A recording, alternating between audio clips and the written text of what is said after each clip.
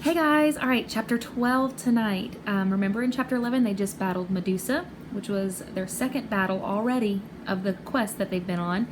And it seems like someone's out for Percy. I mean, they're in a lot of danger. This chapter is called We Get Advice from a Poodle. So let's see what that's all about. We were pretty miserable that night. We camped out in the woods 100 yards from the main road, in a marshy clearing that local kids had obviously been using for parties. The ground was littered with flattened soda cans and fast food wrappers. We'd taken some food and blankets from Annie M's, but we didn't dare light a fire to dry our damp clothes. The Furies and Medusa had provided enough excitement for one day. We didn't want to attract anything else. We decided to sleep in shifts. I volunteered to take a first watch. Annabeth curled up on the blankets and was snoring as soon as her head hit the ground. Grover fluttered with his flying shoes to the lowest bough of the tree, put his back to the trunk, and stared at the night sky. "Go ahead and sleep," I told him. "I'll wake you if there's trouble."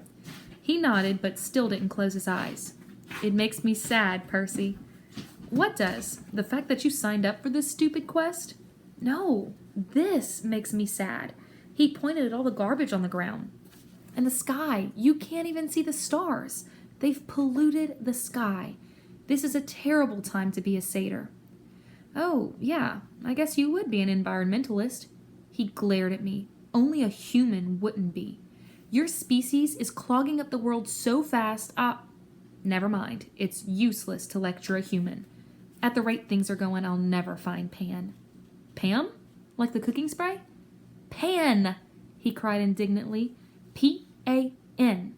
The great god Pan. What do you think I want a searcher's license for? A strange breeze rustled through the clearing, temporarily overpowering the stink of trash and muck. It brought the smell of berries and wildflowers and clean rainwater, things that might have once been in these woods. Suddenly I was nostalgic for something I'd never known. "Tell me about the search," I said. Grover looked at me cautiously as if he were afraid I was just making fun. "The god of wild places disappeared 2,000 years ago," he told me. "A sailor off the coast of Ephesus heard a mysterious voice crying out from the shore. 'Tell them that the great god Pan has died.' When humans heard the news, they believed it. They've been pillaging Pan's kingdom ever since. But for the satyrs, Pan was our lord and master. He protected us and the wild places of the earth. We refused to believe that he died. In every generation, the bravest satyrs pledged their lives to finding Pan. They searched the earth, exploring all the wildest places, hoping to find where he is hidden and wake him from his sleep. And you want to be a searcher." "It's my life's dream," he said. "My father was a searcher, and my Uncle Ferdinand, the statue you saw back there." "Oh, right. Sorry." Grover shook his head. "Uncle Ferdinand knew the risks. So did my dad, but I'll succeed. I'll be the first searcher to return alive." "Hang on. The first?" Grover took his reed pipes out of his pocket. "No searcher has ever come back. Once they set out, they disappear. They're never seen alive again. Not once in 2,000 years. No. And your dad? You have no idea what happened to him." "None." "But you still want to go," I said, amazed. "I mean, you really think you'll be the one to find Pan?" "I have to believe that, Percy. Every searcher does. It's the only thing that keeps us from despair when we look at what the humans have done to the world. I have to believe Pan can still be awakened." I stared at the orange haze of the sky and tried to understand how Grover could pursue a dream that seemed so hopeless. Then again, was I any better? "How are we going to get into the underworld?" I asked him. "I mean, what chance do we have against a god?" "I don't know," he admitted. But back at Medusa's, when you were searching her office, Annabeth was telling me." "Oh, I forgot. Annabeth will have a plan all figured out."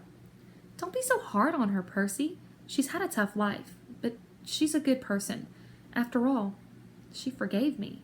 His voice faltered. "What do you mean?" I asked. "Forgave you for what?" Suddenly, Grover seemed very interested in playing notes on his pipes. Wait a minute, I said. Your first keeper job was 5 years ago. Annabeth has been at camp 5 years. She wasn't, your first assignment that went wrong? I can't talk about it, Grover said, and his quivering lower lip suggested he'd start crying if I pressed him. But as I was saying, back at Medusa's, Annabeth and I agreed that there's something strange going on with this quest. Something isn't what it seems. Well, duh, I'm getting blamed for stealing a thunderbolt that Hades took. That's not what I mean, Grover said. The kindly ones were sort of holding back, like Mrs. Dodds at Yancey Academy. Why did she wait so long to try to kill you? Then on the bus, they just weren't as aggressive as they could have been. They seemed plenty aggressive to me. Grover shook his head. They were screeching at us, "Where is it? Where?" Asking about me, I said. Maybe. But Annabeth and I, we both got the feeling they weren't talking about a person. They said, "Where is it?" They seemed to be asking about an object. That doesn't make sense. I know, but if we've misunderstood something about this quest, and we only have 9 days to find the Master Bolt. He looked at me like he was hoping for answers, but I didn't have any. I thought about what Medusa had said. I was being used by the gods. What lay ahead of me was worse than petrification. I haven't been straight with you, I told Grover. I don't care about the Master Bolt. I agreed to go to the underworld so I could bring back my mother. Grover blew a soft note on his pipes. I know that, Percy, but are you sure that's the only reason? I'm not doing it to help my father. He doesn't care about me. I don't care about him. Grover gazed down from his tree branch. Look, Percy, I'm not as smart as Annabeth. I'm not as brave as you, but I'm pretty good at reading emotions. You are glad your dad is alive. You feel good that he's claimed you, and part of you wants to make him proud. That's why you mailed Medusa's head to Olympus. You wanted him to notice what you've done.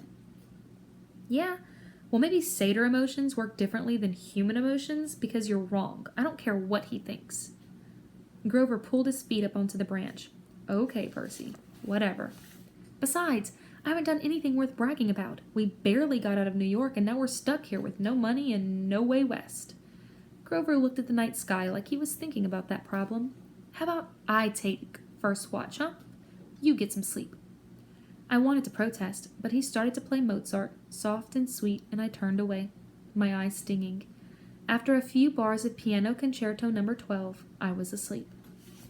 In my dreams, I stood in a dark cavern before a gaping pit.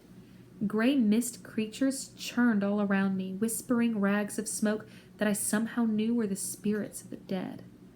They tugged at my clothes, trying to pull me back, but I felt compelled to walk forward to the very edge of the chasm. Looking down made me dizzy. The pit yawned so wide and was so completely black I knew it must be bottomless. Yet I had a feeling that something was trying to rise from the abyss, something huge and evil.